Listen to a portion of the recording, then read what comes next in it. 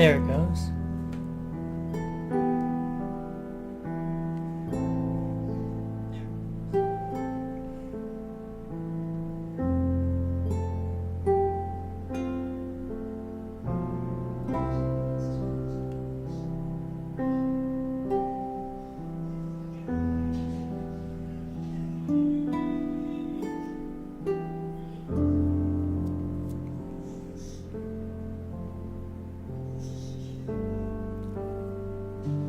Setting up notifications real quick.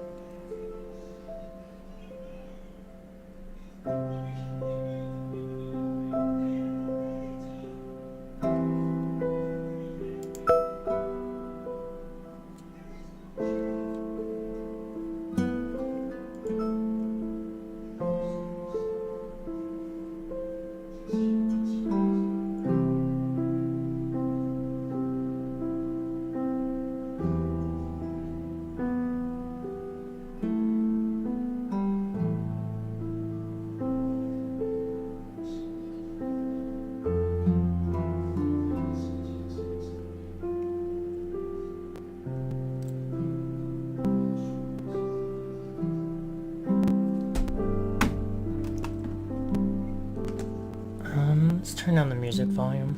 It's a little too loud. Let's turn down the music volume.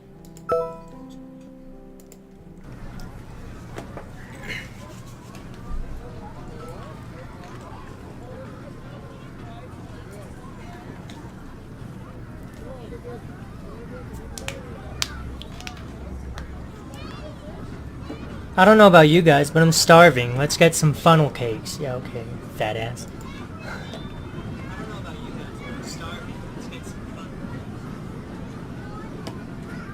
Jesus, Carl, we just got here. Hey, I didn't have any breakfast yet, whatever. You had breakfast, alright. A blunt with the side of the munchies. It's no problem. You can do that while I plan out what we're doing. Carl ambled, I think that's supposed to be scrambles off, on his way to the funnel cake stand. I snagged one of the park maps from the entrance and I handed that to Leo. Alright, so usually when my family comes here, we go clockwise to hit all the rides. That sounds like a plan. It's pretty crowded today, so we probably won't be able to do everything. But in this order, we'll at least be able to ride Event Horizon. You sure? The line is always so long for that ride. Someone's afraid.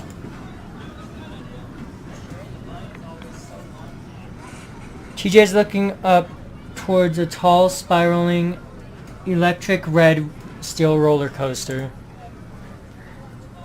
It's definitely the most recognizable landmark in the park. You could see from almost anywhere in Peyton. Yep, fastest and tallest roller coaster in the West. I think it'll be worth it. Oh. Ow, fuck.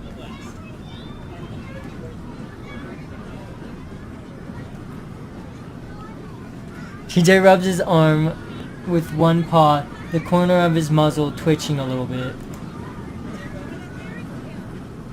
What do you mean, what's my favorite furry? I had forgotten about that. He used to have a pretty pronounced motor tic, where the corner of his mouth would twitch up over and over again.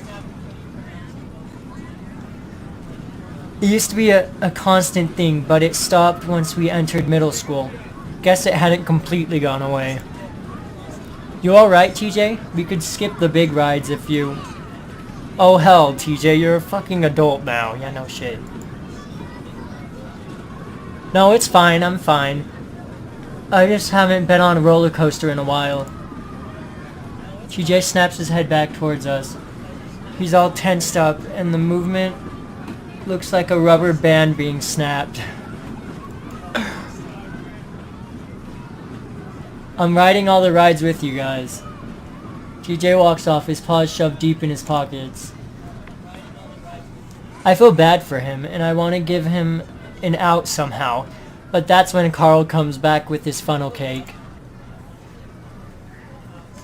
It's topped with ice cream, powdered sugar, and strawberries. That sounds good as hell right now. Anyone want to share? Yeah, that looks really good. That's what I was saying. No? Alright, guess I'll have to eat the whole thing. Great, now we gotta wait for fat ass to finish eating. Carl pulls his face out of the cake. Even with his white fur, I can see the powdered sugar clinging to his chin. Nah, I can eat in the line. We're going on Event Horizon first. The wait'll be an hour long at least. The line ends up being 2 hours long, and by the time we get to the actual ride, I'm dying to get into a pool of any kind.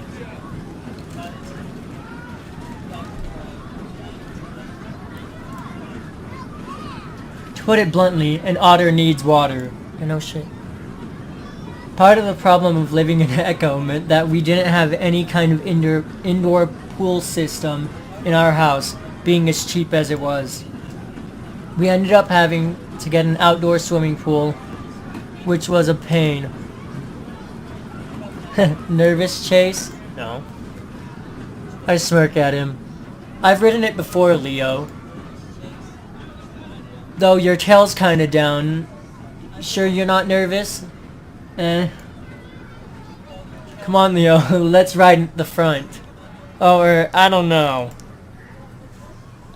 I watch as Jenna pulls Leo towards the line for the front, which is twice as long as the other lines.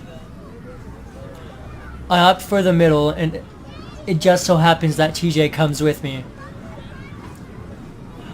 His tufted ears had been poking straight up the entire time, muzzle giving an occasional twitch. I lean over to him. You know there's an exit over there for people who, change their mind. I'll bet you could slip out without anyone knowing. Looks like not all of us are even gonna be riding the same train. TJ stares straight ahead, clutching onto the railing. I can see his sharp claws unsheathed, pressing into the metal and chipping away some of the red paint. No, I'm fine. You sure? Yep, perfectly fine. No, he's not. Well, we're in the middle, which is the best place to be if you don't like roller coasters. Uh-huh, yeah. I really wanted to be able to get TJ to skip the ride, but it seems like he's pretty determined to do it for some reason. Finally, our train comes along, and I step in as two laughing and panting hyenas step out. Oh my god, that was the most intense. Holy shit, dude, I know. I never get scared on rides, and I almost fucking pissed myself. What a loser. I do a quick check of the seat to make sure there isn't any actual piss before sitting down. I look up and see TJ standing on the edge of the platform, his eyes wide, one foot stuck out to get on. TJ?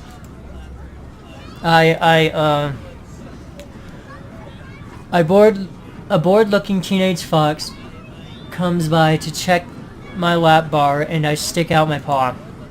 Hey, wait, TJ, are you getting on?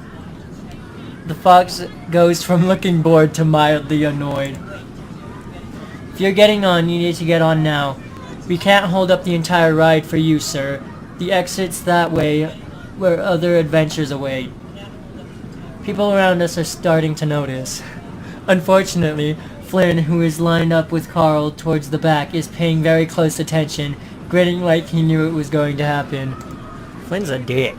Aw, TJ too scared? Guess you're a pussy after all. Shut up, Flynn. Hey, TJ. When it gets real bad, just say to yourself, at least I'm not gonna die. Because that'll work. Oof. Actually, a few people have. TJ! I pulled up. I yelled up at him. That seems to jar TJ out of his trance. He almost falls into the car as he stumbles into it, fumbling with his shoulder restraints before the Fox attendant sighs and leans down to do it for him. I can see the red on the inside of TJ's ears as he blushes, and I feel my own ears burn a little from secondhand embarrassment.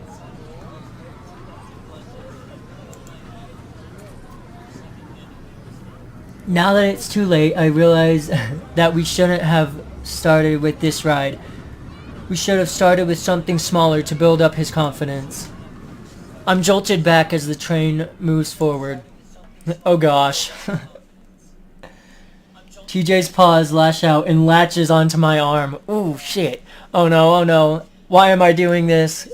I reach over to try and move his paw from my arm and back onto the handle on his shoulder restraints. TJ, hold on to that. My arm, you're gonna... Chase, quiet. I pause, staring at the links. I'm really not used to hearing TJ yell. He's almost puffed out to twice his size. I just need some quiet right now, and... Our train begins its ascent up the first hill, and I can feel TJ's claws pricking through my fur into my skin. He starts mumbling quietly to himself, his eyes closed. TJ, are you praying? He doesn't say anything, and soon we've reached the apex of the climb. I give up on trying to move his paw and sit back, a little nervous myself. I really hope TJ doesn't completely lose it. Oh, the ride is over, okay. I rinsed the blood off my arm in a dirty theme park bathroom. It wasn't as bad as I thought it could have been, though TJ did start crying when we hit the first inversion. He had scratched the shit out of my forearm, grabbing it with both paws once we started the descent. Unfortunately, Flynn and Carl were still on the platform when we rolled back into the boarding station. Flynn looked ready to lay into TJ again, but when he saw the tears, he had the decency to hold back. I helped the shaking Lynx out of the car, and somehow we managed to stumble into the bathroom, where he quickly hid in a stall. Freaking TJ. I should have forced him out the exit. He always had anxiety problems, though I think we all believed it was a childhood thing that he'd gotten over.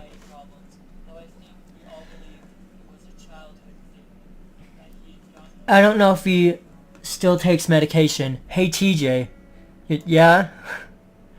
We should probably get back. Leo texted me that they're all waiting by the ride. Yeah, I'll be out in a second.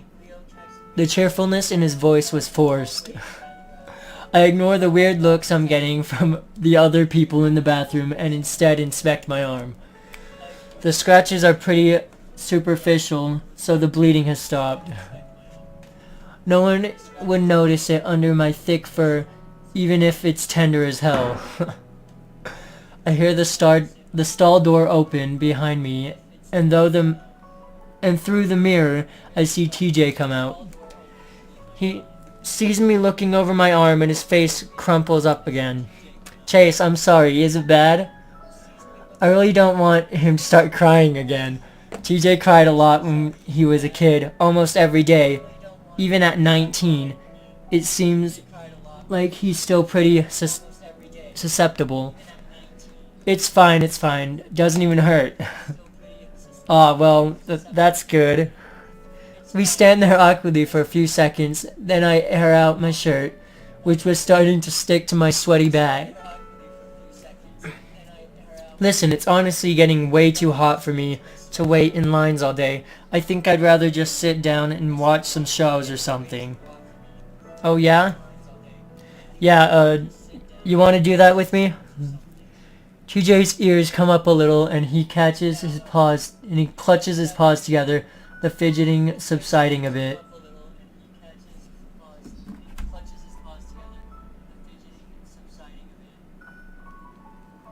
No, it's not, bro. It's not gonna end up being that. Yeah, Chase, I think that'll be fun. I can tell he's at least a little relieved. I wouldn't be freaking streaming it if it was that, okay, Lewis? We both head out back towards the ride, and I spot the four of them waiting by the exit. I furrow my brow as I spot Carl crouched on the ground, Jenna kneeling next to him and rubbing his back. Oh, he's probably throwing up. Hey, everything alright? Jenna looks up, a sympathetic smile on her face. Carl's not feeling too good. Called it. You want to sit on a bench or something? If I move, I'm gonna... That's what you get for stuffing your face right before the ride. You think they sell ginger pills here, or ginger ale at least? A joint would be nice. There are some vendors over there. I'll go check. I'm actually kinda glad everyone's preoccupied with Carl right now. Take some of the heat off of TJ.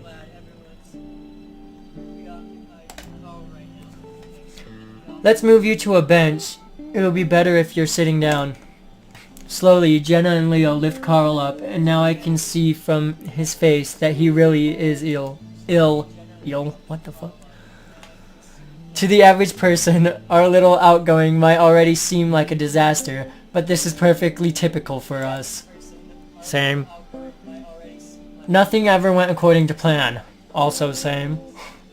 We sit Carl down at a bench, and he bends over, his face in his hands as he moans softly. Moans softly, huh? Oh, fuck. Ugh. TJ comes back with a medium-sized cup in his paws. He sits next to Carl. No ginger ale, but they did have some lime soda. Carl takes it and sips a bit of it before sitting back and belching. Fuck it, I'm done, guys. What? What are you gonna do all day? Sit there? Actually, me and Chase are going to go see some shows. You can come with us. Ugh. Guys, we were doing this to hang out with each other, remember? Aw, leave him, we're wasting time. Flynn turns and walks off, his hands shoved in his pockets, hunched like a stone gargoyle. He definitely looked the part, being a lizard. Damn, that was probably a bit speciesist. You know, shit. Well, we all have our phones. Text us, alright? Sure. Jenna turns and follows Flynn, but Leo hesitates a moment. He looks at me before eventually turning to follow Flynn and Jenna. 5 minutes later, Carl's stomach settles to the point where he's able to get up and walk. At this point, I'm completely wiped out and I just want to sit down. I point out the first stage we see and they agree. I sigh gratefully when I sit down. You look tired as shit. I cracked an eye open to see Carl giving me a sidelong glance. I don't sleep very well in the motel beds. Why not? That shit can be comfortable sometimes. I actually woke up around 2. You were gone. Now TJ's looking at me too, and I feel my gut clench for a second. Yeah, I tried to go for a walk down the street. Hope it would help me get tired. Well, if that happens again, you can just walk over to my house. I'm up till like 3 every night. Wow, why? Carl shrugs, leaning back and sticking his hooves up against the chair in front of him, earning him a dirty glance from its occupier. Games mostly, sometimes I read. Carl rubs his chin, opening his muzzle, closing it, then opening it again.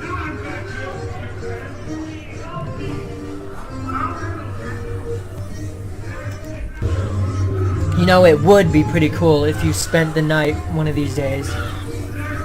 That house can be creepy as hell when you're the only one in it. You're alone? Yeah, parents are vacationing in the regal paradise. Having a bloody good time, they tell me. That sucks. Carl tries to put on an accent, but doesn't do a very good job of it. Oh, did you want to go with them? Carl blows a raspberry, laughing. Not really. Mom told me right away that weed isn't legal there either. So I took that as them not wanting me to come along. Oh. They did say that the chocolate there is real, whatever that means, and that they'd bring me some. Guess I'm not enough of a fat ass yet. Come on, Carl. But dude, I'm getting there. Soon, all I'll have to do is stand in front of the mirror, block out my face, and jerk it to my moobs. What the fuck is up with this guy?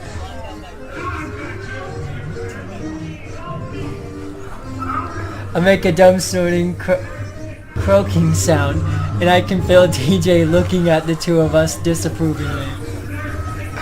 Not the hardest thing to do when you're high. The hell? Wait, so you've actually done it? The hell? Carl shrugs, smirking at me. I reach out and grab his chest. From what I can tell, there's a pretty firm set of pecs under there. No, there's not. Carl puts a horrified look on his face. Sexual assault, he's touched my breast. What the fuck am I reading? Oh, whatever, Carl. They're harder than mine. Okay. So now we're teenage girls in the locker room comparing racks. Hey, you're the one that brought up tits.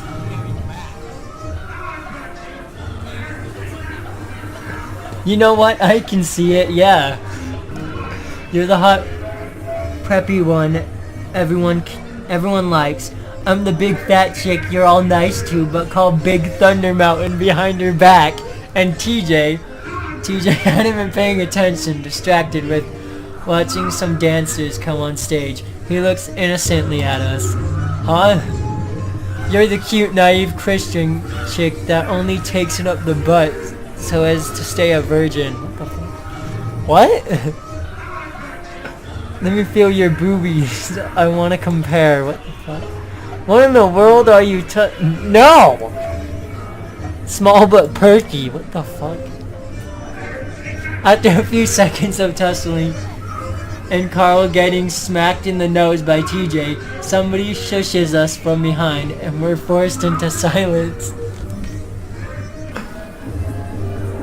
The show starts off with a bunch of mice having a weird sort of hoedown.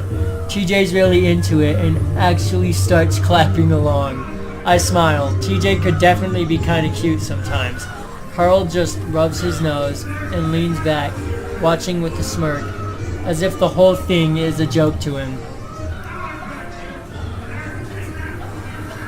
At this point, my eyelids were feeling really heavy. At most, I've gotten maybe 4 hours of sleep last night. I think about leaning my head back, but the backs of the seats are pretty low, and I just end up with my head hanging over the back. Leaning forward would just be impossible. I could lean on one of my friends. I don't think they'd mind. The hell?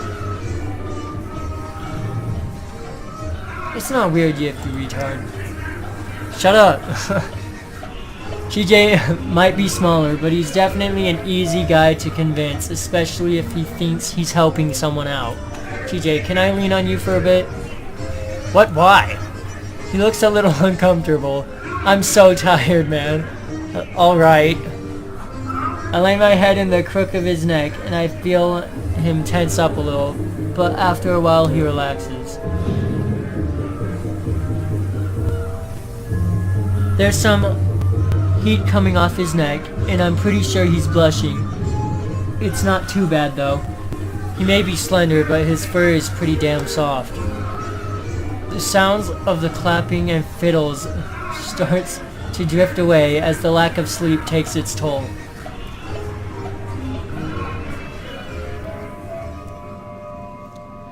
I feel along the rough edges of the rock and dirt. The only thing I can hear is the shower of debris I'm knocking to the ground. The air is stable, and I have a vague feeling that I'm suffocating. I keep going. I'm gonna reach the end eventually. Just have to keep moving. I can tell that I'm going down, deeper and deeper. The space around me is growing smaller and smaller, and soon I'm hunching so that my head doesn't scrape the ceiling.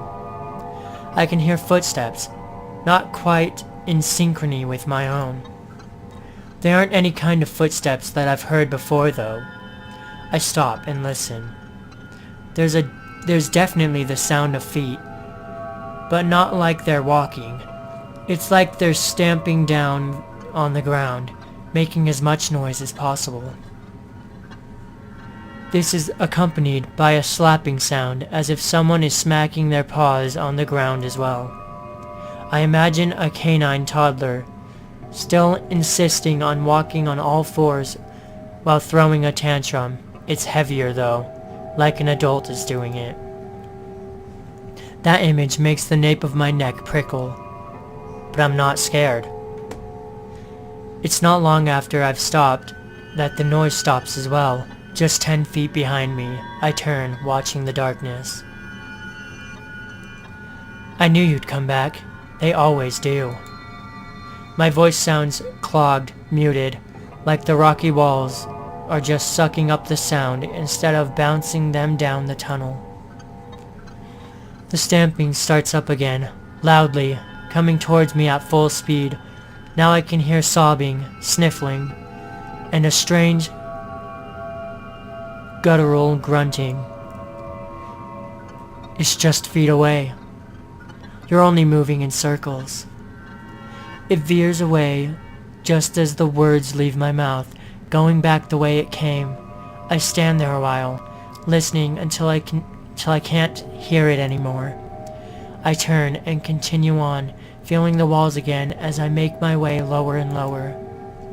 The smell hits me right as my paws hit it, slick and slippery.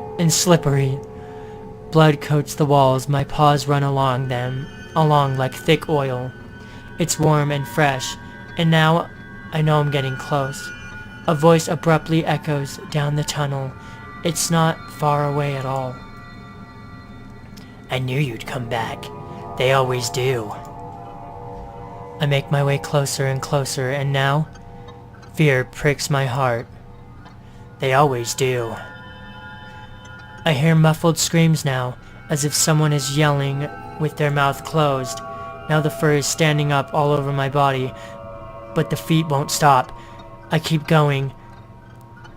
I'm getting closer and closer.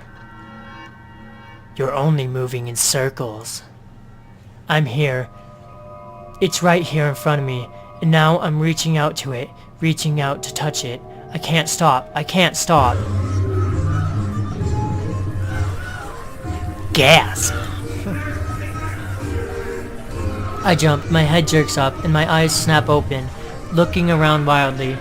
It's like I just came up from being underwater too long.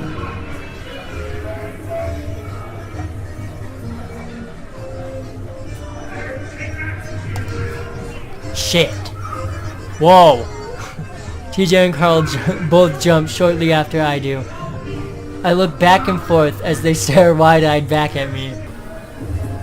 It takes me a second to realize I'm still at Southwest Adventures, at the stage, watching shows. Jesus fuck, dude, are you alright? Carl!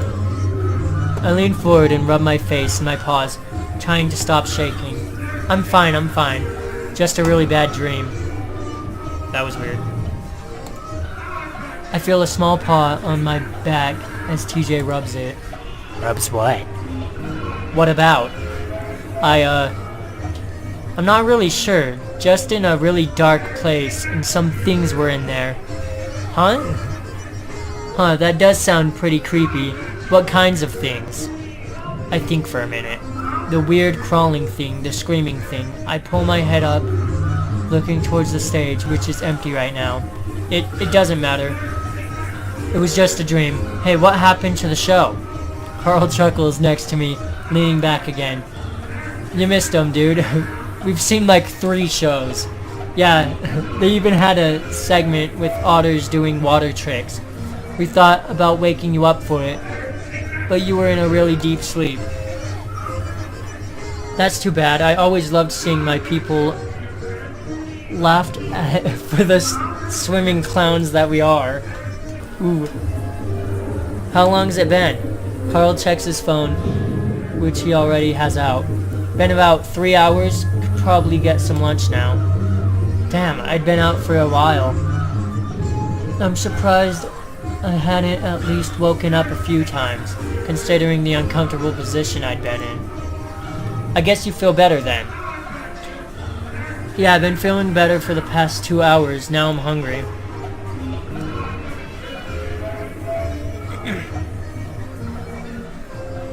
It's already 2 p.m. and I've composed myself for the most part, so I take out my phone to text Leo.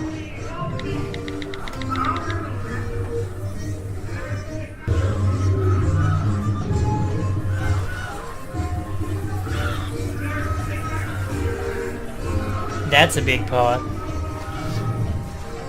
We're kinda hungry. We should meet back up.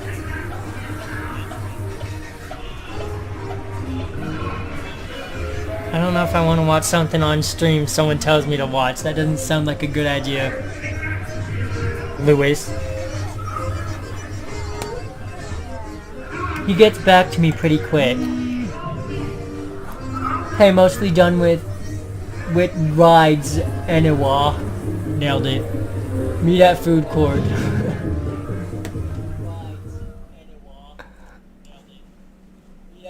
We meet Flynn at a table in the food court where he's already bought some pizza. Carl immediately sits down and pries open the box, taking out a few slices. Of course. You guys have fun? It was alright. Watched a few shows about our state's speciesist history. Chase took a nap. Flynn eyes TJ, who doesn't say anything as he sits to take out his own slice of pizza, a bit more daintily than Carl had. Feeling better, Tej? Tej, what kind of nickname is that? Yeah, I'm fine. TJ Nipples. Nipples? What the fuck? TJ nibbles on his slice of cheese pizza. Yeah, well, the pizza here is a hell of a lot scarier than any of the rides. So you're braver than I am. Where are Leo and Jenna? Flynn rolls his eyes and nods towards a row of carnival games to the right of the court. Fighting? They've been playing those games for fucking half hour already. I'm not surprised. I grab my own slice of pizza in a napkin and make my way over there. Keeping with the theme of the Old West, the carnival section of the park is decked out with fake saloons and brothels. I spot them pretty quick. Leo's holding a pink unicorn and Jenna's carrying a green dragon.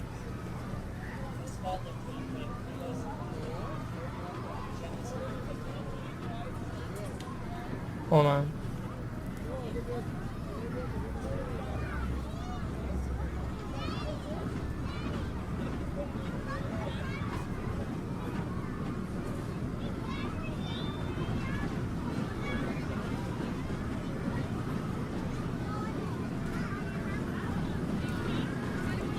They seem to be in pretty good spirits though. Leo's grin is a little tight. Looks like a pretty successful haul, you guys. Hey Chase! Jenna's grinning, looking a bit smug as well.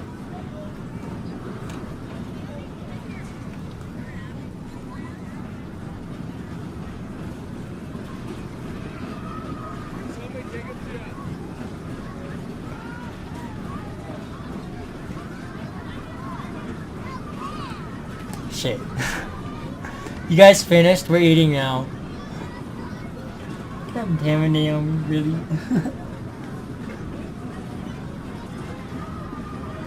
Okay. Leo shifts the giant unicorn around. Yeah, we're pretty much done, I think. Damn, Leo, you must have won something pretty hard to get that. Yeah, that was me.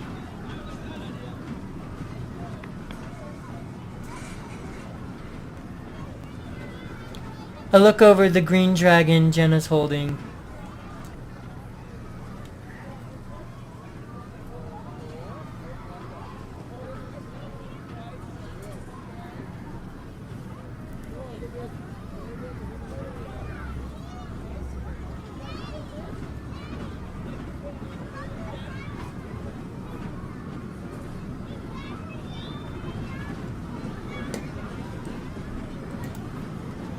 But what about that?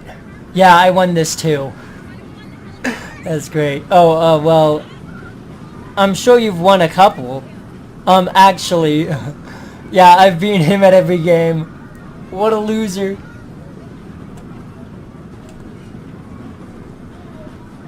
Oh, you must suck at carnival games, that's all I'm saying. You must be terrible at carnival games.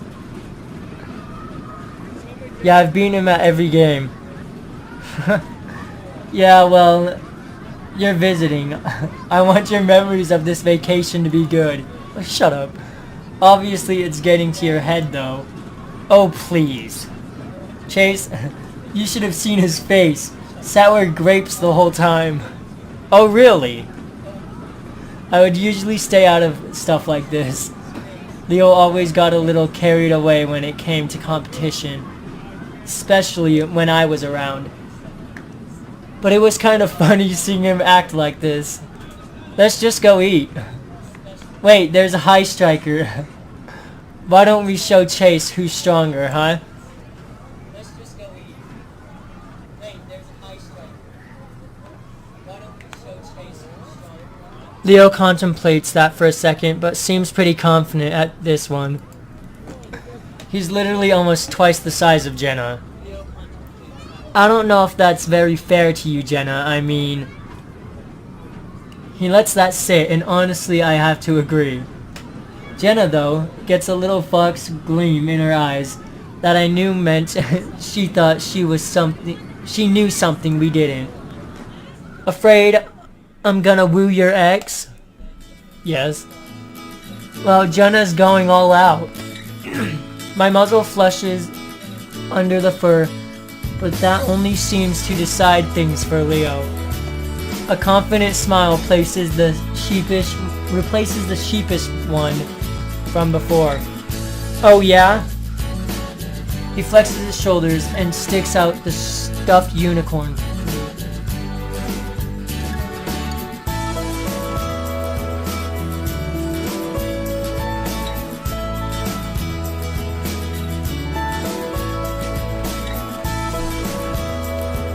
I stuff the last of my crust into my mouth and reach out to take it. Jenna does the same, and now I'm hugging two massive stuffed animals to my sides, tripling my girth. Why'd you gotta say girth? Alright, let's do this. Step right up, test your strength. $3, 3 tries. Ring the bell and win a prize. I'd like a try. Ah, we have a taker. Big strong wolf like you would have no problem at all. $3, please. Leo hands over the money, and the carny hands him a mallet. Almost said wallet. Leo points it at me with a grin. This one's for you, Chula. Okay. My heart skips a beat. He hasn't called me that in a while. But I decide to play along. Bitch, don't call me that. Don't disappoint me, Leo. I really want that stuffed griffin. I point to the griffin on the carny's long shelf of toys. Sure thing. Leo spreads his legs and squares his shoulders before raising the hammer and bringing it down hard onto the rubber-looking pad. It's a pretty hard hit, but the but the chaser only raises up to the 40 mark. Oh, almost, Sir Wolf. Try again? Leo's brow furrows, and now I'm not so sure this was a good idea. He raises the mallet again and grunts as he brings it down even harder, causing the contraption to shake a little. This time, the chaser shoots up to the 70 mark. Even better, this time, put your back into it. I can hear Leo growling a little as he raises the mallet a final time and brings it down with a snarl. All the muscles in his arms standing out. I'm pretty sure I feel the ground shake this time as the impact causes more than a few heads to turn. This time, the chaser only goes up to the 60 mark. Leo gapes at the game, what? So close, $3 more will get you 3 more tries. Would you like to try again? Nope, my turn. Jenna already has her money ready and hands it to the carny. Hi, Naomi. Oh ho, a little battle between the sexes, eh? Well, step right up, my fair fox maiden. Oh god, I wanted to die just saying that. How will you fare against the big bad wolf? God fucking damn it. Leo reluctantly hands the mallet to Jenna. Alright, beat 70. Jenna points the mallet at me, winking. Don't worry, Chase, I'll get that griffin for you. Leo snorts loudly, folding his arms and looking pretty annoyed. Good luck, I was hitting that thing as... Before he can finish, Jenna raises the mallet into the air and puts it into a graceful swing. It's as if she were chopping wood as she brings it down hard into the rubber pad. It lands precisely and cleanly, in sharp contrast with Leo's sloppy hits. I stare, Leo stares, the carny stares. Jenna simply raises her paws in the air. Yay! A few onlookers around us laugh and cheer. Oh my! The fair fox has won! Come over and pick your prize. That's funny as hell. He glances at Leo. Sorry, buddy. The carny shoots a sympathetic but almost amused smile Leo's way before turning to the onlookers. See that? A female fox half the size of this male wolf has rung the bell. Could one of you be next? Of course he'd turn that into some shit to get people to buy it. Leo looks mortified but quickly changes his expression to a sheepish grin. You ain't fooling anyone, you're pissed. He doesn't seem to want to look at me. Good job, Jenna. Jenna bounds back to us, carrying the big stuffed griffin. Give those ones to Leo so I can give you this. I hand off the stuffed toys to Leo, who grumbles a bit as he takes them. Damn thing's rigged. Jenna hands me the griffin. Thanks, Jenna, that was really... She leans over and pecks me on the cheek. I see Leo's eyes widen as she does it, his ears standing straight up. Aw, it was nothing. Leo stands there for a while, for a few more seconds, working his jaw. Awesome. He turns away and leaves, his arms still wrapped around the giant stuffed toys. Someone's jealous as hell.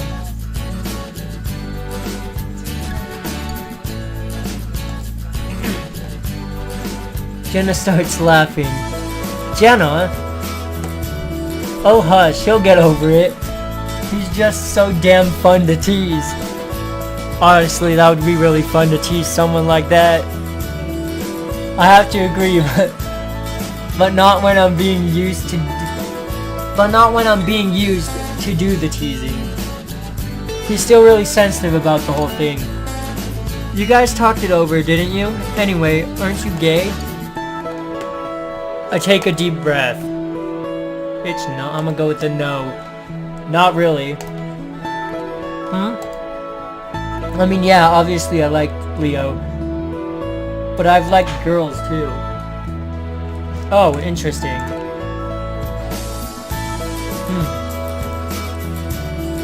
I sigh and rub my eyes with a paw, still a little tired. Hey, don't tell Leo that I worked at the state fair every year. Wasn't planning on it.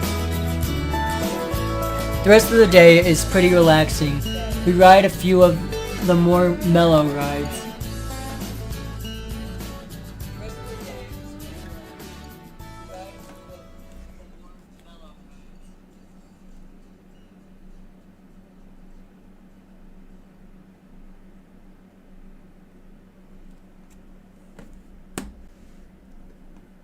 Dude, shut up. Shut up, Lewis. My God. Leo seemed to cheer up when I volunteered to sit next to him at the Ferris wheel. God, what the hell are you guys talking about? TJ even built up his courage to the point where he rode the swinging ships. Ooh, not the swinging ships. Flynn and Carl rode the slingshot ride together, and with the video feed from the ground, I think it's the first time I've ever seen Flynn scared. Carl did end up barfing after that one. By about 6 p.m., everyone's tired enough that we agree to head back. 6 p.m.? Really? I'm still exhausted, so I sleep for the half hour it takes to get back to the motel. When we do get back, I notice how good the sun looks right now. With a sigh, I remind myself that I'm here to actually get a project done, not just play around.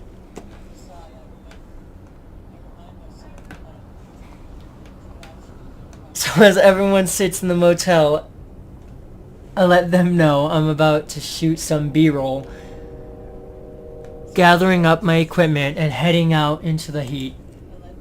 Dragging it outside, I set it up, sweating even under the evening light.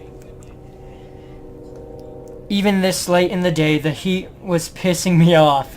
For some reason, it's a lot cooler in Pueblo. My mind drifts back to the many days of summer under the blazing sun, the temperature rarely dipping below 100. I'm amazed poor TJ never had a heat stroke. Same. When I put my eye to the viewfinder, I'm a bit disappointed at how broken down the town looks, even with the amazing backdrop.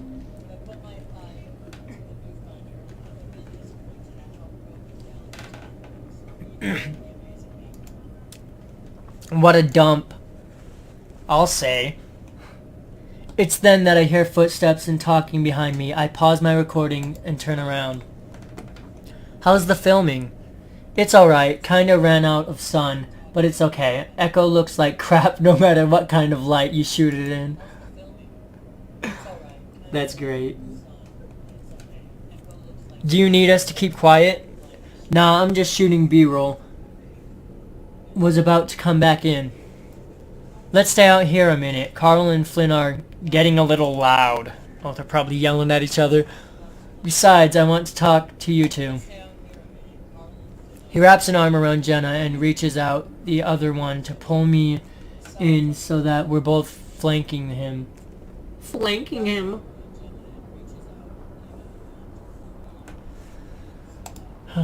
I feel my shoulder press into the warm bulk of his side and chest.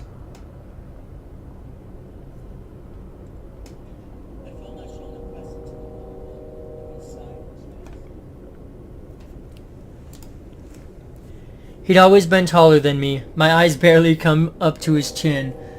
But now, it seemed like he was almost twice as wide. You calling him fat, isn't he? He definitely put on more muscle, aw. Since I last saw him, I thought he was calling him fat. Well, he was always pretty muscular. He'd been more on the lean side, and now his chest and biceps pulled his shirt tight. God, fuck off. He looks kind of chubby in that. He looks chubby in that.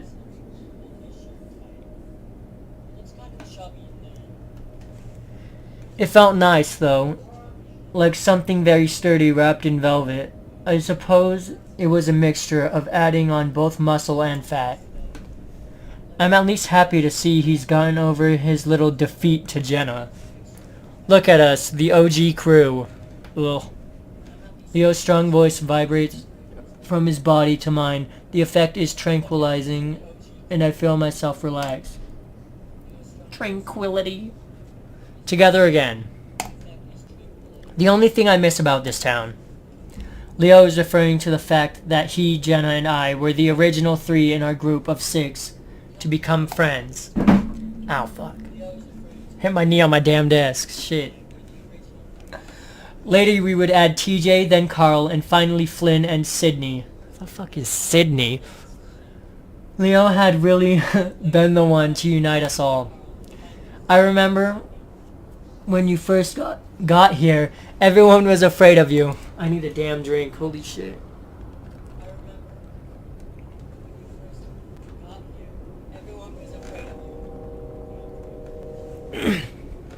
I remember... Oh, I just read that. Wow. We all went to the same schools in Peyton and had our different friends there. When Leo moved in, he thought it was strange that the kids in Echo didn't hang out together. As I entered middle school and high school, I cycled through a ton of different friends, but the ones in Echo always stayed the same. Remember when we'd always have sleepovers at Chase's place? Of course, I'd kick your ass at Clowns of Fury all the time. Sounds like a fun game, actually. I remember. I used to think you guys were only friends with me for my video games. Many times I'd fallen asleep to the flickering of the old CRT TV, a television set, watching the outlines of Jenna and Leo twist side to side as they played. I would wake up hours later only to find them still playing. It was weird. Jenna and Leo get along really well, but there is a bit of a competitive streak between the two. Actually, it's one of the few things that gets Leo genuinely angry. Loser. I think he even broke one of my controllers once. Oh god. How long has it been since we first met?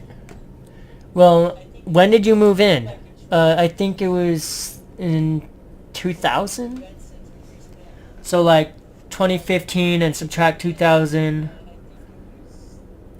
What does that leave you with, Leo? Leo looks sideways at me and smirks. There's a flash of a white canine as it disappears from under his lip for a moment. You think yourself a real hot shot now that you're in college, eh? I smirk back, though I know my canines aren't as impressive. Pretty much, yeah. Well, you'll always be those little brats to me. I feel Leo's wagging tail swat me in the butt. Okay. I'm not really sure how I feel about that. Bitch. Shut up, Louis. Speaking of which, are you two getting along over there? Jenna looks at me around Leo's broad chest. Yeah, sort of. Yeah, we haven't had many chances to hang out. Why not? Well, it's college. It's also a pretty large university. I don't even think we've ever seen each other in passing. Yeah, things are different, but Jenna, we should do something together soon before you graduate. Definitely. Leo still looks a little disappointed that me and Jenna aren't keeping up at the university, but I don't know why. She had her friends, I had mine, and we didn't talk sometimes. And we did talk sometimes. What? Jenna nudges into Leo, causing us all to sway. And speaking of that, when are you going back to Mesa? Mesa is the community college in Peyton. Leo went there for a few semesters before taking a break. And by break, I meant he quit. We'll see. I'll have to talk to my parents. It's just starting to get really busy. Why don't they hire more people, you know? You would have graduated by now. You would have had your master's by now. Leo sighs. It's about committing to the family business, not the help he needs. Jenna rolls her eyes, blowing out some air and ruffling the tuft of fur on her head. Wolves and their families, you should try thinking and speaking for yourself sometime. If I hadn't done that, I'd still be stuck in that crank house. Jenna flicks her head vaguely in the direction of where she lived. Jenna is the only one, aside from Carl, who has family still living in Echo. I wonder if she's going to visit them, even though I'm pretty sure I already know the answer to that. I see Leo tying his arm around her shoulder, but she goes on without missing a beat. And you can start with our otter here. I look up, caught unawares. Unawares? What? Huh, what? Jenna, I'm serious. Jenna puts her paw up in Leo's face, cutting him off. I'm not going to spend this entire week with you asking me when or how you should do it. Let's rip off the band-aid now. Chase? Jenna? There's a warning tone in Leo's voice as he pins back his ears and drops his arms from our shoulders. I already know what's happening. It's been a long time coming. I take a step back and fold my arms, looking to the side.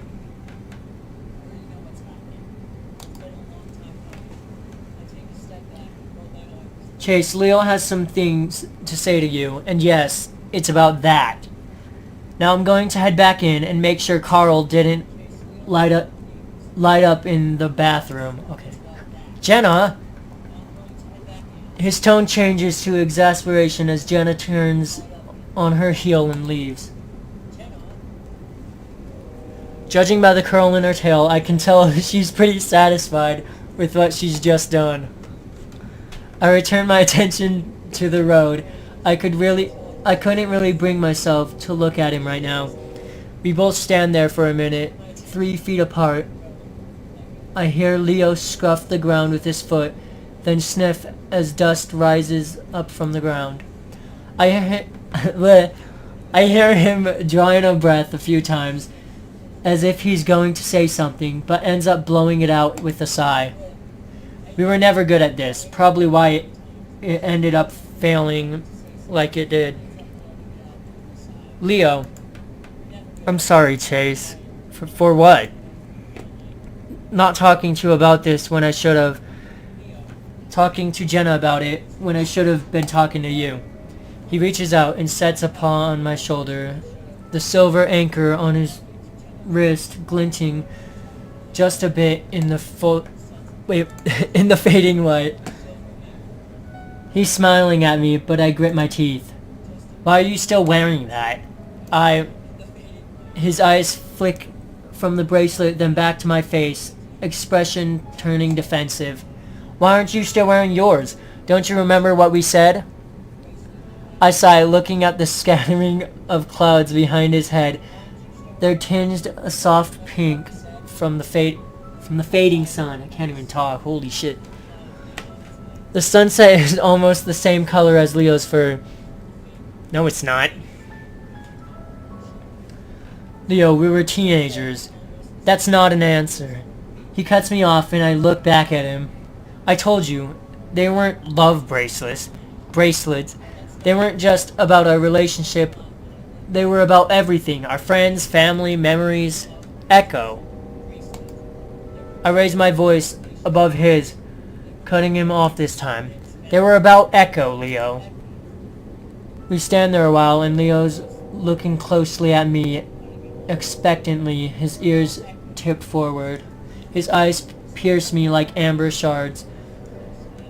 It was always hard to look at him, him in the eye during our arguments. Oh, it finally shows me. What do you know? What's up with that little goatee? What, do I have to say it? Oh shit, I bumped that. Alright, fine. I fucking hate this place, everything about it. It's the most miserable goddamn place I've ever been. How many places have you been? Enough to know that it's miserable. Most everyone here is old, obese, on welfare. Half of them are probably on meth. Leo pulls in a deep breath and blows it over my head. I can smell the bell peppers on his breath. No one likes it here, Chase. I mean, it was an anchor. I'm half laughing. Just looking at it made me feel like I was still tied to this town. I didn't need it reminding me of all that awful stuff. I know it was supposed to symbolize our being each other's rocks or whatever, but it stands for a lot more than that. But a lot of good things happen here too. No one should forget where they come from. Sometimes I wish I could. At this point, Leo's deflated a bit, going into a slouch, his ears lowered. Wait, you said was. You didn't get rid? No, I still have it. It's just in a drawer in my dorm room. Honestly, if it was anything else, like one of those infinity bracelets we saw, I wouldn't have trouble wearing it. Oh fuck, why didn't you say anything when we were buying them? I didn't know it was going to be a problem. Leo takes in a deep breath again before blowing it out, puffing out his cheeks this time. What are you talking about? Puchica otter. Okay. Whatever that means. He puts a paw to his eyes and holds it there for a few seconds. It's a pose I'm pretty familiar with. Even though I haven't seen it in a few years, I'm hit with a wave of memories, mostly of me frustrating or embarrassing Leo somehow. We decided on the anchors mostly because they looked pretty. Leo had referenced some wolf metaphor about roots and how we're always drawn back to them. Also some bullshit about how otters were great sailors, but really it was just the aesthetic. For some reason over the years, I'd begun to associate the anchor with being stuck in Echo. I would too. It was when I started connecting the anchor to Sydney that I'd taken it off. It was too much. Anyway, Leo brings me back to the present and I focus back on him. What I was trying to say was that I'm still not okay with how you left. Leo, I said I was sorry and I still am. Or how you stopped talking to me for a while. Okay, I was a kid. I thought I had a good tactic, like Jenna said. Rip off the band-aid, you know? We did start talking again. It was more like you punching me in the gut, then kicking me in the balls. The problem was that you didn't even give me a chance to say anything, or at least tell me why before you broke it off. I stayed silent for a while, then finally looked up, setting my jaw. I'm getting a big ass drink.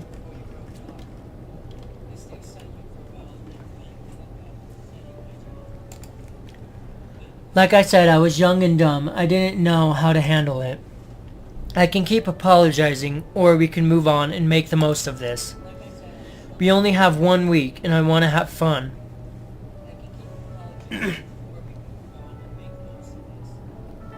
Leo looks to the side, paws on hips, and as if contemplating, then looks back at me with a smile. Alright, fine. But don't think you're off the hook. I still want to talk soon. Soon, just not right now. I stand there awkwardly for a few moments. Me right there. I'm always awkward, I swear. Then, because it feels appropriate, I step in to give him a hug. He takes it willingly, and he's warm and strong. For a moment, I wonder why the hell I dumped this guy. Probably because he's a controlling retard. Just then, someone lays on the horn as they drive past us, pulling me out of my reverie. Oh my gosh. Fags. Okay. I lean back so I can watch the car speed down the empty road. Leo keeps holding me though, and he just chuckles. Echo hasn't changed much, has it? No, it hasn't. As we're saying our goodbyes, I remind Leo about the shots I need of the lake. He says he'll talk to the other two about it after they leave. We all say our goodbyes before Leo, Carl, and Flynn take off. TJ takes his usual hour getting ready for bed, while Jenna does some schoolwork. By the time I'm finished brushing my teeth, I'm grateful to see them both in bed. I got under the covers next to TJ and lay there for about an hour, staring at the ceiling. Slowly, I slide out from under the covers, careful not to wake TJ. Quietly, I slip my jeans on and grab my jacket before heading out the door.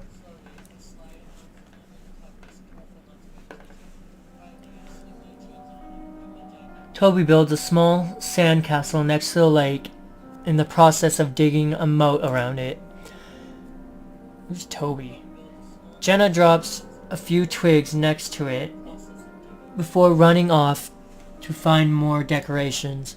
Flynn is talking to Sydney, pointing at Toby's sandcastle. Sydney looks hesitant but excited. He seems to make up his mind, suddenly running forward and kicking the top of the tallest castle. What a dick. It breaks easily, with most of it flying into Toby's face. Toby flinches back, shocked, before immediately crying as he rubs his eyes.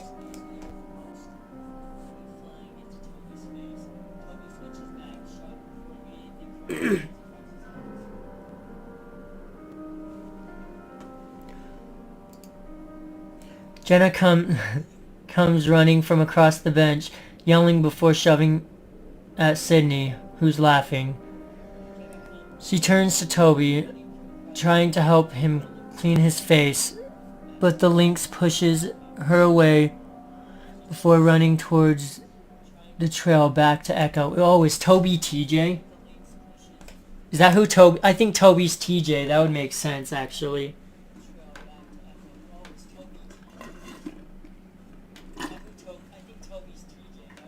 It would make sense. Do you guys think I should continue or end it? I might continue. Sure, I'm gonna continue. Yeehaw River, what the fuck? Yeehaw River feeds Emma Lake from the north.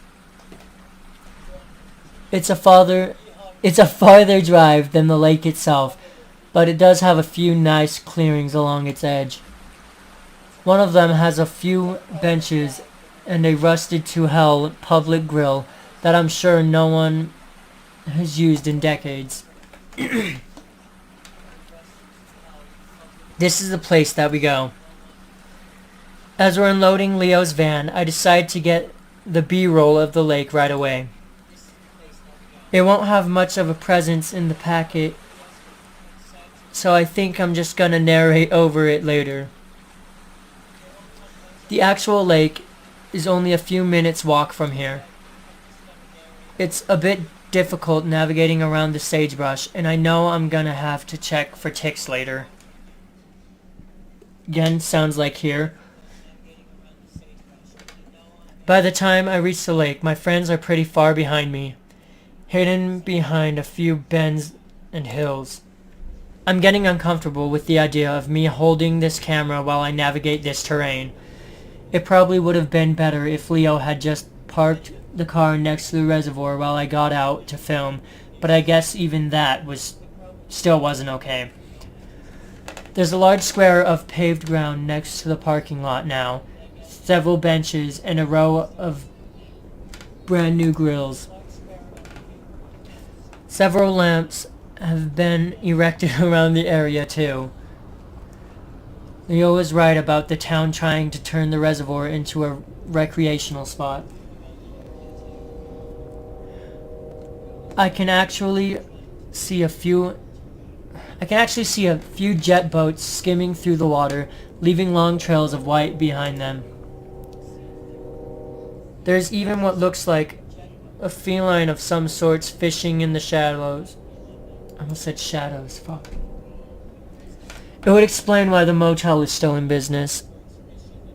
Lake Emma is fairly small, only about 12 miles long and 5 wide. I look around before climbing to the top of a nearby hill and getting my shots. Even with a few people there, it's still pretty quiet, aside from the train horns, and it's kind of eerie. I wrap up and start to quickly make my way back. It's hard to explain why I'm getting freaked out in broad daylight with people around. Either it's because of what happened all those years ago, or I'm just psyching myself out. Now I really want to know what happened all those years ago.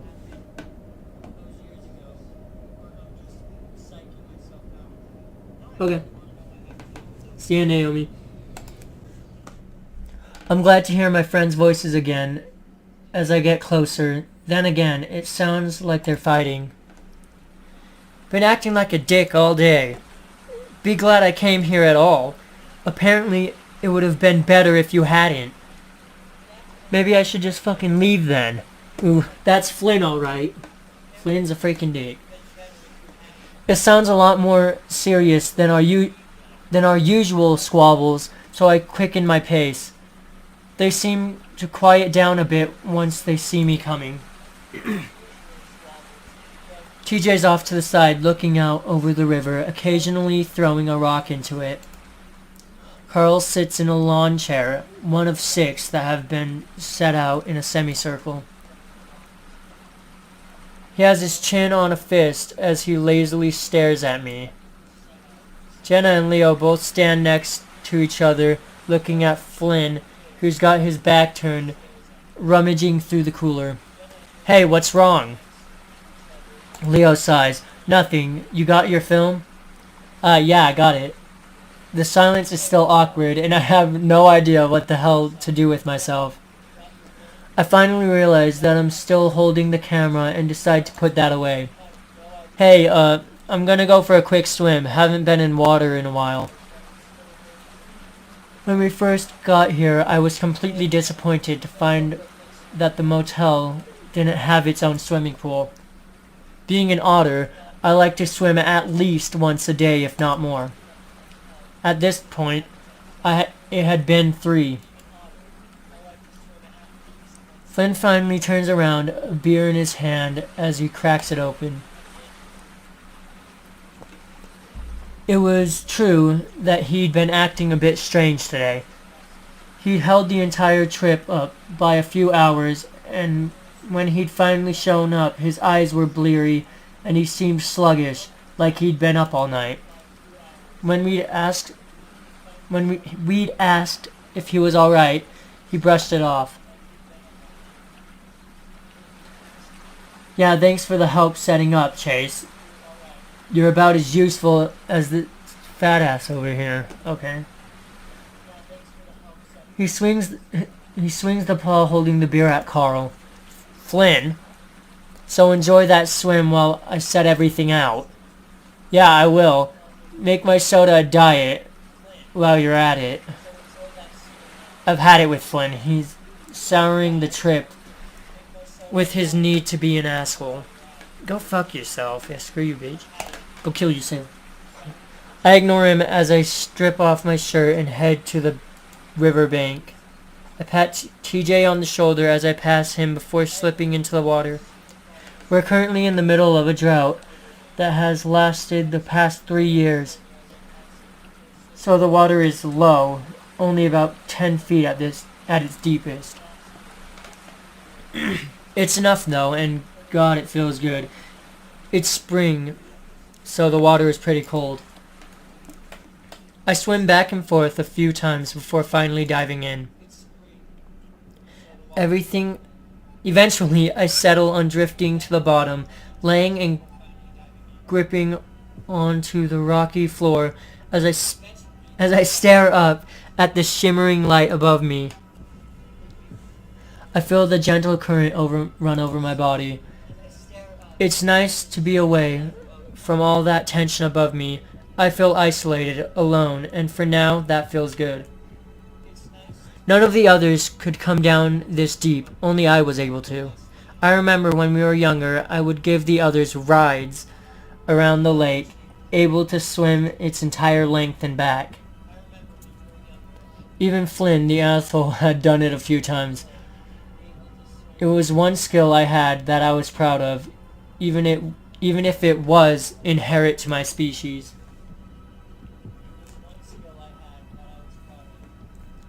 It still made me somehow useful, or at least different from everyone else in a good way. I had always felt like the odd one out in the group, as strange as it sounds. Where everyone else has a strong, distinct personality, I was just average. Sometimes I wonder if they were just friends with me because we all had to be when we were younger.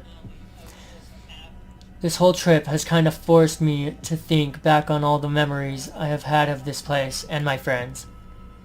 They were always doing the cool things, being different, while I just sort of blended into the background. Even then, I wanted to do something, to stand out somehow. That's what I'm trying to do here, I guess. It's been about 7 minutes, and I only know that because that's about as long as I can hold my breath. I decide I should go back up and help out, so I slowly let myself float back up towards the surface, trying to stay in the same spot. When I surface, it's pretty quiet.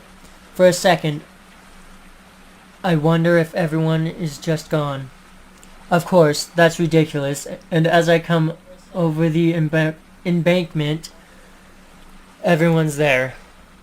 Predictably, Flynn didn't get my food out, so I go to the cooler to grab a sandwich and soda before sitting in an empty chair next to Leo. Apparently, it was a good idea to bring lawn chairs, considering the tables looked like they were covered in a year's worth of bird shit. Sounds about right. How was the swim? His tone is bitter and salty. He's not in his usual grumpy, but good-natured mood. He's genuinely unhappy. What the hell was his deal? Amazing. I'm gonna have to come back here again sometime during the week. You lizard people don't understand. You hardly ever need water. It always scares the hell out of me when you're down there that long. Shut up, Leo. I'm built for it. Remember when you'd give us rides? That was fun. Remember when you'd always scream like a girl when Chase would go out too far? Oh wow, I remember that now. Hey, I've never really liked water. Anyways, Chase did it on purpose. He knew I didn't like it out to a certain point. Carl looks at me. You know what was really cool when you'd take us down for a drive? Oh yeah, Chase was like our own little submarine. I remember to get that otters are swimming clowns.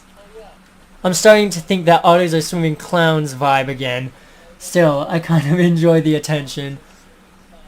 We'd get you to take us to the bathroom so we could look for treasure. Oh, to the bottom, not bathroom. What the fuck?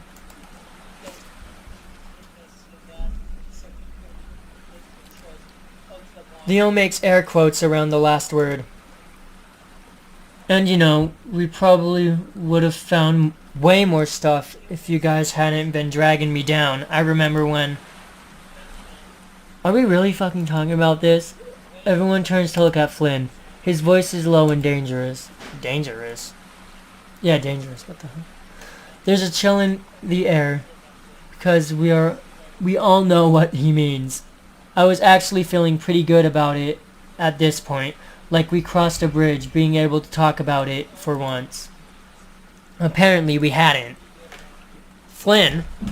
No, I'm serious.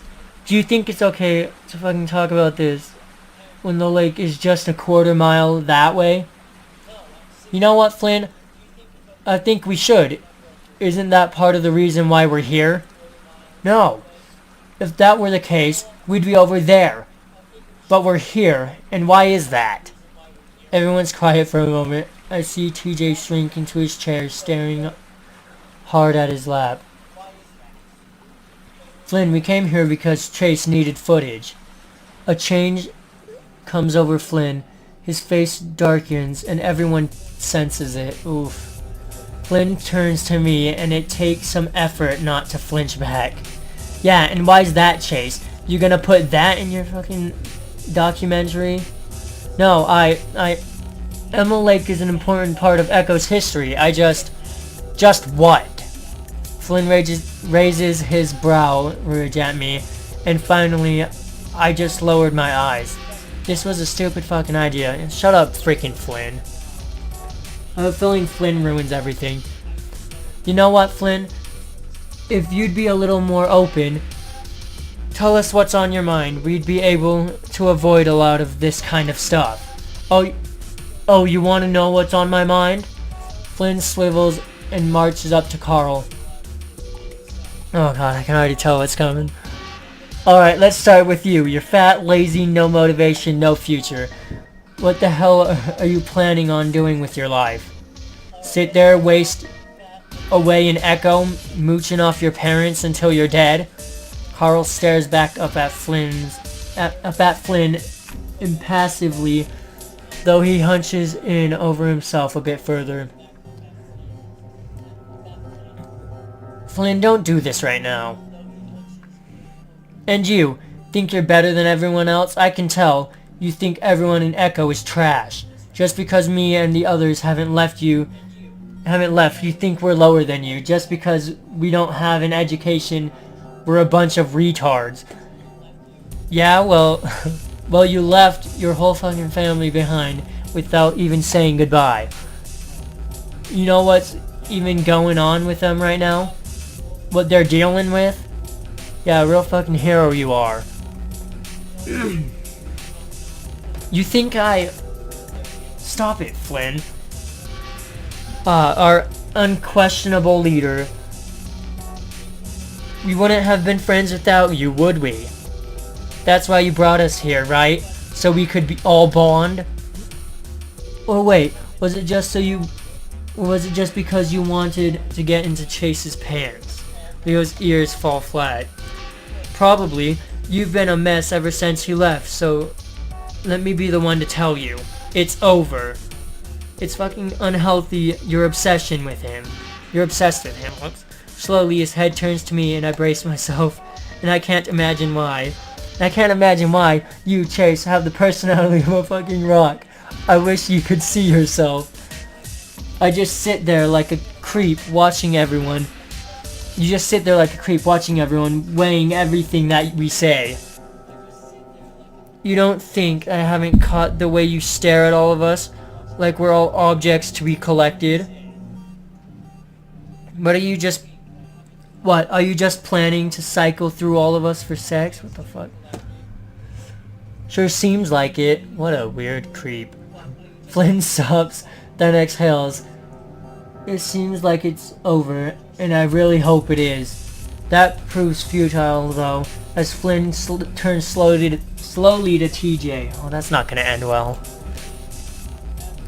I had silently prayed that the Lynx would make a run for it, while Flynn had all his attention focused on us, but TJ looks apathetic, like a statue, like there's no soul in him.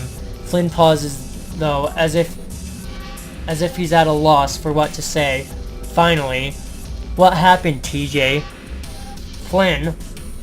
Leo stands up, and from his posture I can tell the wolf is ready to fight. Memories are starting to flow back. TJ Flynn thinking he'd done something to... I stand up too. Flynn may sound like a hard ass, but physically Leo had him beat easily. Flynn can obviously tell that he might have a fight on his hands though, and it's clear he doesn't want that. He drops his shoulders, seems to shrink, as if invisible strings that have been holding him up were cut. He turns to us, then gestures at TJ. I just want the truth. Can we just put a stop to this today? Right now? I don't think you know how much of a nightmare this has been for me. Not really knowing, TJ. TJ stares up at Flynn, muzzle set grimly. What happened to Sydney? It's dead quiet. TJ stares at his lap, not moving. Come on, let's... Flynn holds up a hand toward me, still staring at TJ. Slowly, TJ looks up, his face still stoic, still made of stone. I already told you what happened. Bullshit. Flynn steps forward, but Leo's there to grab the back of Flynn's shirt and swing him around. How was that? I dodge out of the way as Flynn is flung back to land on his ass, kicking up a big cloud of dust. Shit. Flynn, I swear to God, if you start a fight here, I'll drop your stupid ass.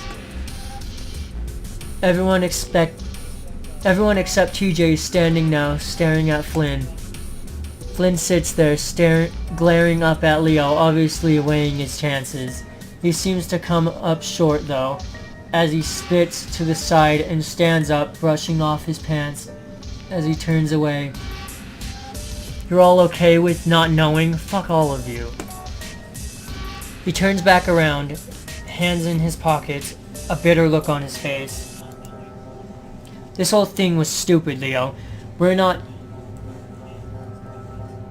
even friends anymore. Flynn scuffs the ground before turning and walking towards the trail that goes back to Echo. God damn it, Flynn. Fuck you. Oh, fuck off. Oh, whoops.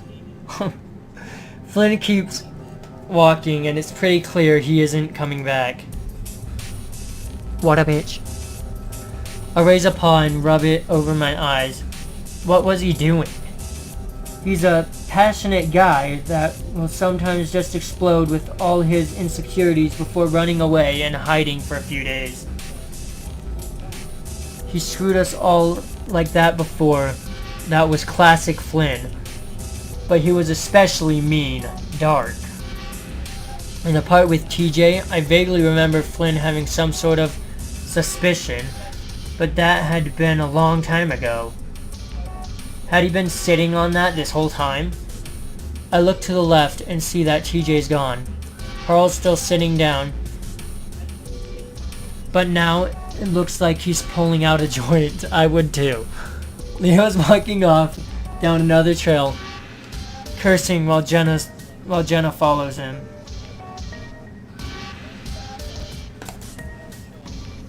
I stand there next to my chair, undecided. Follow Jenna and Leo. I watch Jenna's tail disappear through the sagebrush. They're headed down the same trail that I had used to get to Lake Emma. TJ did seem to head off in that direction while we were fighting, though I can't imagine he'd go to the lake. I should go with them to help find the links. I'm also a little worried about Leo. It's been a long time since I've seen him that pissed. When I get there, I find Leo leaning back with his rear up against a big boulder on the shore. Bittersweet memories flood in. That rock is almost as much a staple of my childhood as the actual lake is. It's weird like that. Every memory I have of this place is dreamy and gold-tinged, but always has a hint of sadness about it, no matter what the situation was. Jenna's standing in front of Leo, her arms folded as she talks to him. I can't see his face, but his posture is sagging and his ears are down, looking way older than he actually is. I stand back for a while, feeling awkward about intervening at this point.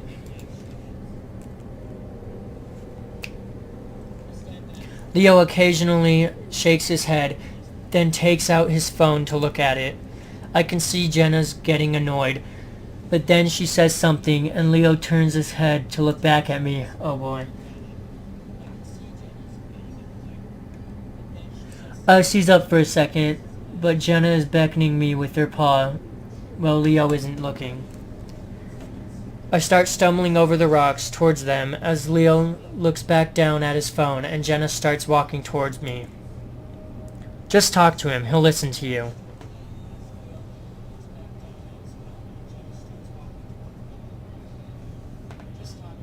Stay with Jenna. I look towards Leo, hunched forward, ears down, looking like an angry gargoyle perched on the ledge of a church. Hold on, Jenna. I turn back around to face her. I look back over my shoulder at Leo, watching his ears flick towards us. I think Leo wants to be left alone. Jenna folds her arms and looks past me. You sure? I thought you could get him to calm down.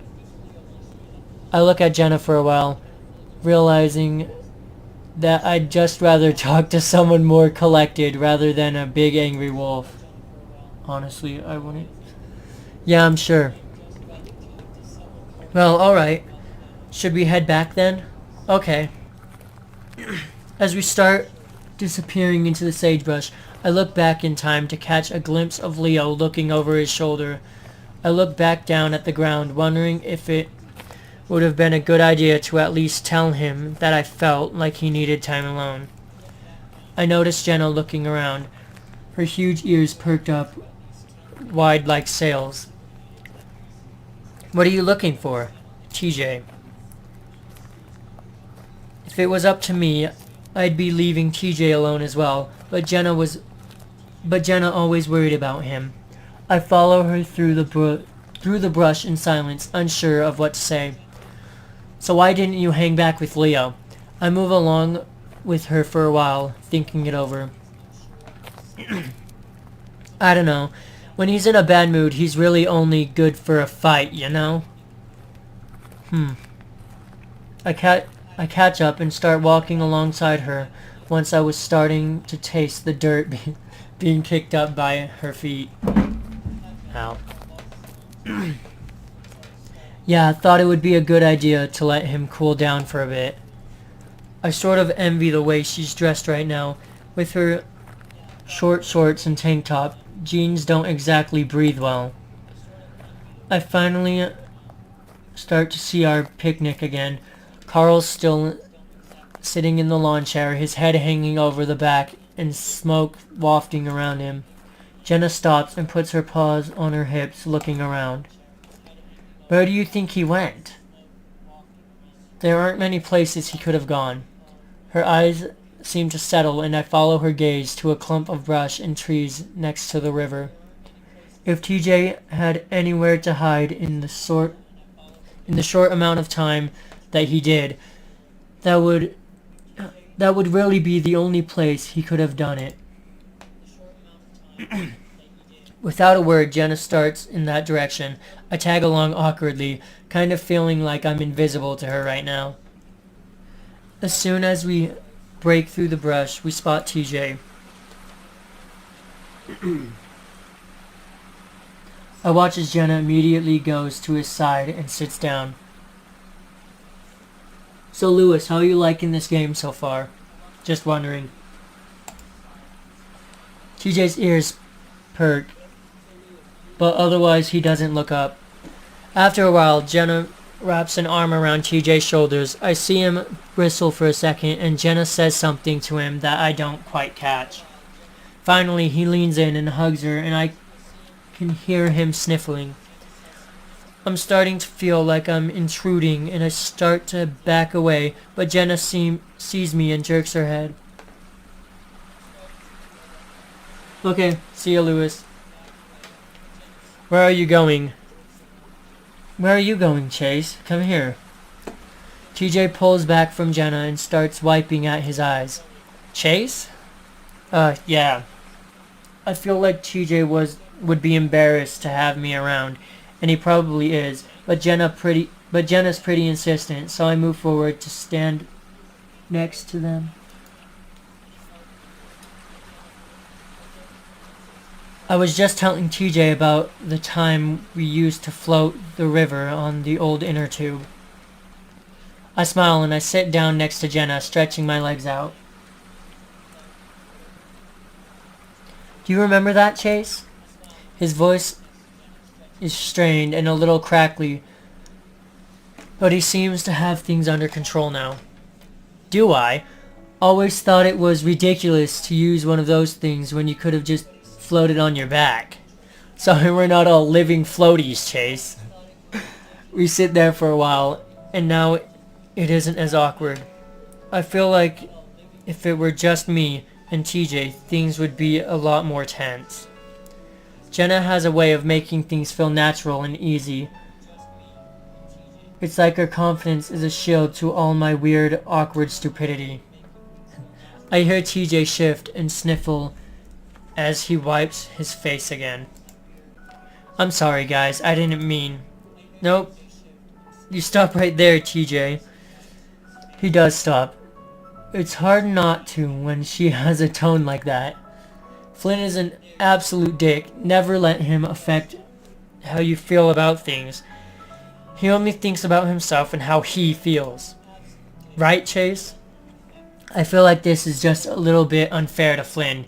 Yeah, he was pretty selfish, but he did care about other people. At least I think he does, even though he hardly ever admits to it. Probably best to agree with Jenna right now, though. Yeah, he's just not thinking straight right now. I think coming here might have been a bad idea. That really shouldn't matter. In fact, we probably should have gone to the lake. What happened happened, and there's not much we can do about it. Letting it absolutely rule our lives like this, to a point of preventing us from going where we want to go, that's pretty messed up. We all went through it, and it was awful, but we stayed friends, and here we are. Maybe we should celebrate that instead of accusing each other of bullshit. Yeah. Of course, what Flynn had been saying wasn't complete bullshit. None of us really know exactly what happened, except TJ. I didn't have any reason to come here, and if I had the same mindset as Flynn, I never would have. TJ glances over at Jenna. How are things with you and my family? Same as it's been for the past 5 years. I don't know. Maybe you could try. Jenna sighs deeply. Sorry, I didn't mean... No, TJ, it's fine. It's just... She seems to be thinking hard about what she's going to say. Man, the things that Jenna could say about her family. I have too many bad memories about that. That family was completely broken, like there's no fixing it. Going back there would just mean trouble. I've learned my lesson.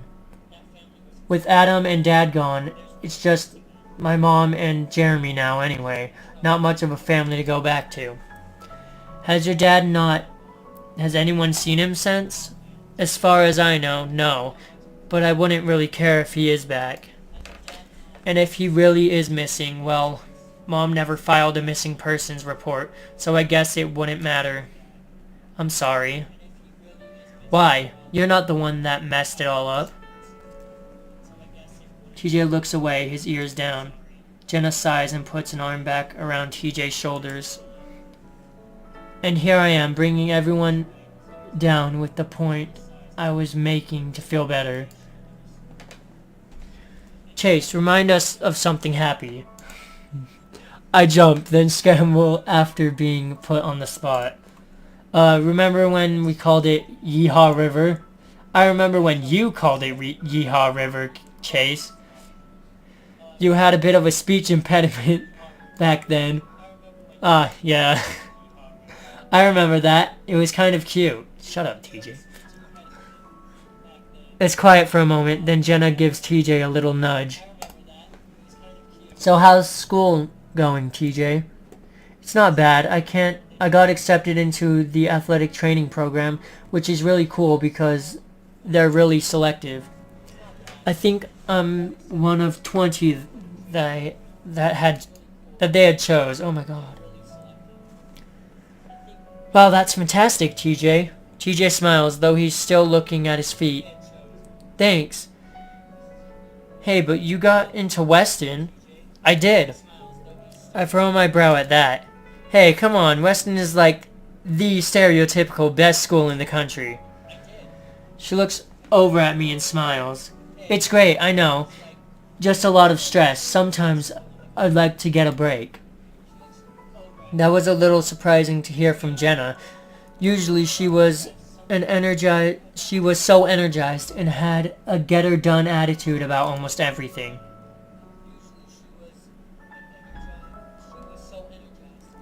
That's why I assumed she got into Weston in the first place. Maybe you should take a break then. It's kind of up to you, isn't it? Just because I want it doesn't mean I need it. Hey Tej, weren't you wanting to go hiking while we were here?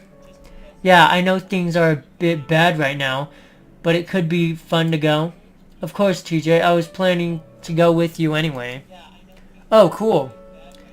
At that point, all of TJ's gloomy demeanor disappears, his tail quirked and his ears up. Jenna looks sideways at me meaningfully.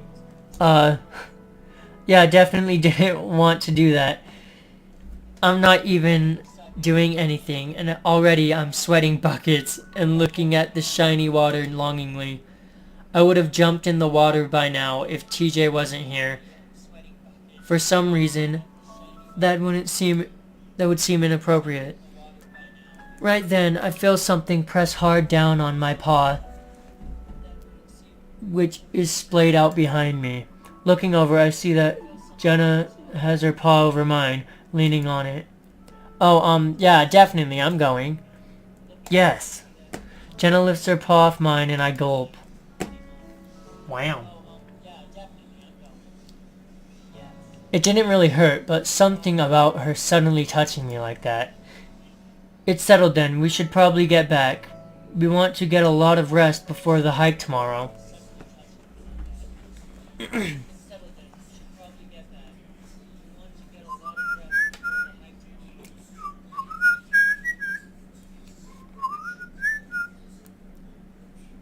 Well, I'm gonna stop there and start back up again tomorrow.